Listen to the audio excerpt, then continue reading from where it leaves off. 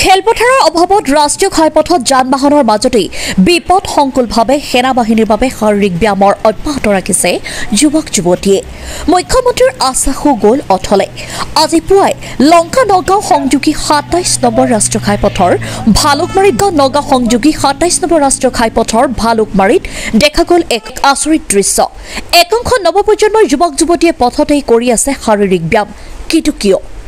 কাৰণ বিগত মাৰ্চ মাহৰ পৰা লংকাৰ ভালুকমাৰীৰ সমীপত থকা খেলপথাৰখনত বিনয় দাস নামৰ এগৰাকী অৱসৰপ্ৰাপ্ত ভাৰতীয় সৈনিকে বিনামাননিত জিলাখনৰ বিভিন্ন প্ৰান্তৰ বিশেষকৈ ভালুকমাৰী, লংকা, জোৰাপুখুৰী, পাণ্ডাবস্তি আদি অঞ্চলৰ ৫০ৰো অধিক শিক্ষিত যুৱক-যুৱতীক অসম চৰকাৰৰ লগতে ভাৰতীয় সেনাৰ চাকৰিত স্থান লাভ কৰিবলৈ কৰাই আছে শাৰীৰিক ব্যায়ামৰ প্ৰশিক্ষণ। কিন্তু বিগত দুমাহ ধৰি খেলপথাৰখনত পানী জমা হৈ থকা বাবে প্ৰশিক্ষণ লোৱাত অনুপযোগী হৈ পৰিছে খেলপথাৰখন।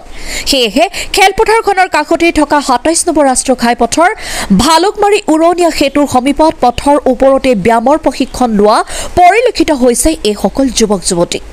এফালে পথেৰে আহি আছে যান-বাহন, তাৰ মাজতে বিপদসংকুলভাৱে প্ৰশিক্ষণ লৈছে উক্ত প্ৰশিক্ষাৰ্থীসকলে।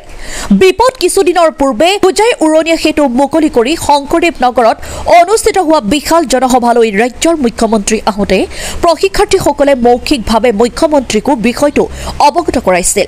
মুখ্যমন্ত্ৰীয়ে যুৱক-যুৱতীসকলক আশ্বাস দিছিল, কিন্তু সকলো যেন বৰ্তমান ফুটুকাৰ ফেনত পৰিণত হৈছে।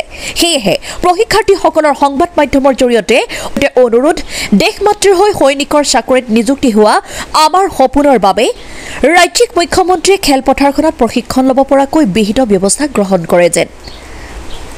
Bureau report, Assam north east news live 24x7। মোৰ নাম বিনয় দাস, মই এক্স আৰ্মি হয়।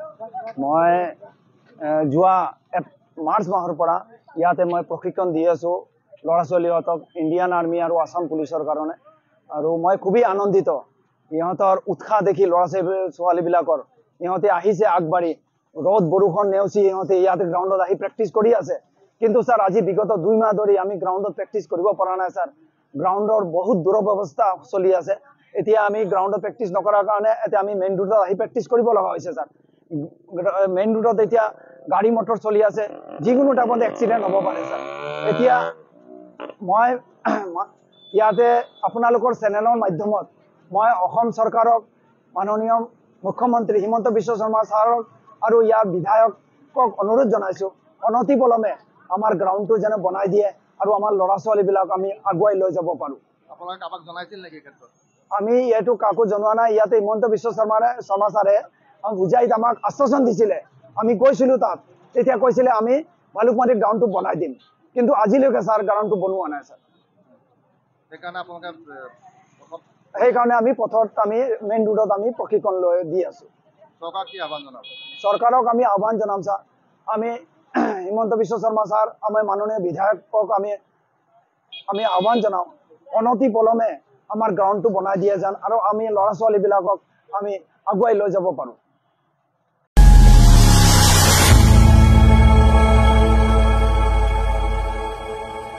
খবৰৰ আঁৰৰ খবৰ, ব্ৰেকিঙৰ হুলস্থুলৰ মাজত ৰৈ যোৱা সমাজৰ নেতিবাচক বহু খবৰ, ৰাজনীতিৰ পৰা সমাজ নীতিলৈ, খেল জগতৰ পৰা কৃষি খণ্ডলৈ, ছবি জগতৰ পৰা সাহিত্য চৰ্চালৈ, বৰাক ব্ৰহ্মপুত্ৰৰ লগতে উত্তৰ পূবৰ সাতভনীক সামৰি অসমৰ সংবাদ জগতত নতুন সংযোজন Assam north east news live 24x7।